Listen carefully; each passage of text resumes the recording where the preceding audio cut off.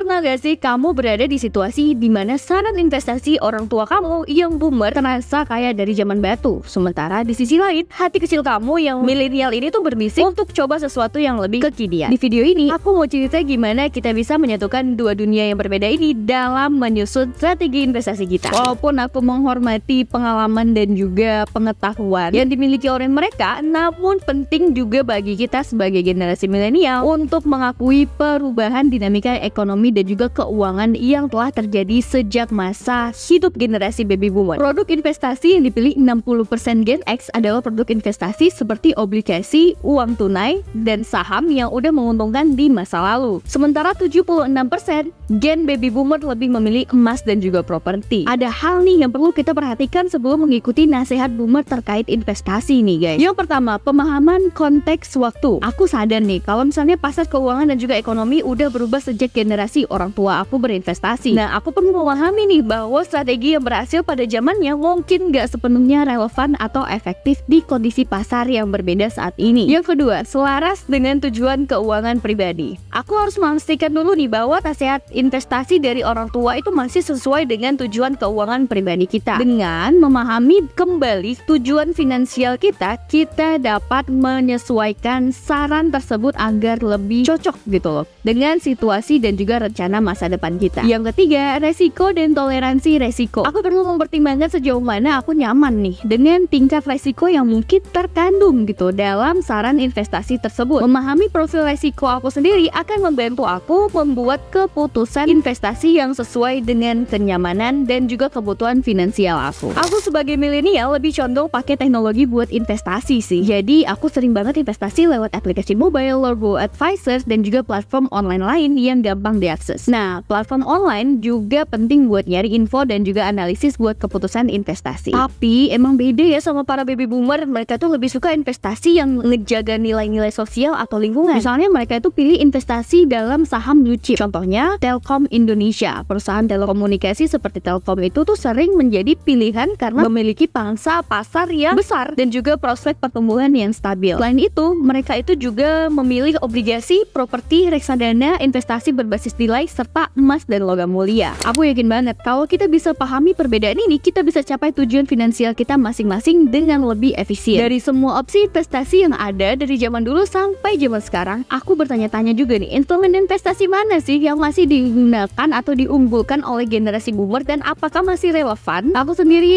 cukup terkejut sih untuk mengetahui kalau misalnya rata-rata 17% dari anggaran milenial itu dialokasikan untuk investasi emas ternyata. Dan sebaliknya generasi orang tua cenderung membatasi alokasi mereka hanya sekitar 10% saja. Sekitar 65% dari kita milenial menyatakan bahwa ETF adalah cara terbaik untuk berinvestasi dalam emas. Jauh lebih banyak dibandingkan dengan 55% dari generasi baby boomer yang sependapat dengan pernyataan tersebut. Ternyata generasi X ini tuh punya pandangan yang berbeda nih ya. Lebih suka memiliki emas fisik kayaknya. Menurut para ahli, memiliki kepemilikan emas fisik seharusnya menjadi prioritas utama dalam strategi investasi keseluruhan. Satu-satunya caraku untuk menyeimbangkan kepemilikan emas fisik dan juga digital adalah berinvestasi emas digital di Farwallet. Farwallet ini ibaratkan game changer nih guys. Punya biaya minimum, penyimpanan aman, sudah syariah compliance, dan juga memiliki waktu transaksi yang relatif cepat. Walaupun milenial dan boomer memiliki pendekatan investasi yang berbeda, keduanya itu mengharapkan return yang stabil dan berkelanjutan dari portofolio mereka. Kaum boomer mungkin lebih fokus pada pertumbuhan nilai investasi secara konsisten, sementara milenial cenderung mencari potensi pertumbuhan yang lebih tinggi melalui instrumen-instrumen inovatif. Mereka dapat mencapai return yang optimal dan juga bisa memanfaatkan kelebihan masing-masing gitu guys. Dengan saling menghormati dan juga memahami sudut pandang satu sama lain, keduanya bisa menciptakan kombinasi strategi yang inovatif dan juga tangguh. Penerimaan terhadap teknologi baru dan juga keberanian untuk mencoba hal-hal baru nih membawa warna baru lagi dalam perjalanan investasi keduanya. Jadi dalam merangkai perjalanan investasi, milenial dan juga boomers perlu terus berkomunikasi, saling menghormati dan juga memanfaatkan kekuatan bersama. Dengan demikian, keduanya bisa menghadapi tantangan investasi dengan keyakinan, mencapai tujuan finansial dan juga meraih kesuksesan dalam jangka panjang. Aku masih bagi-bagi ebook eksklusif gratis soal 7 trik investasi lebih santai daripada juga TikTok.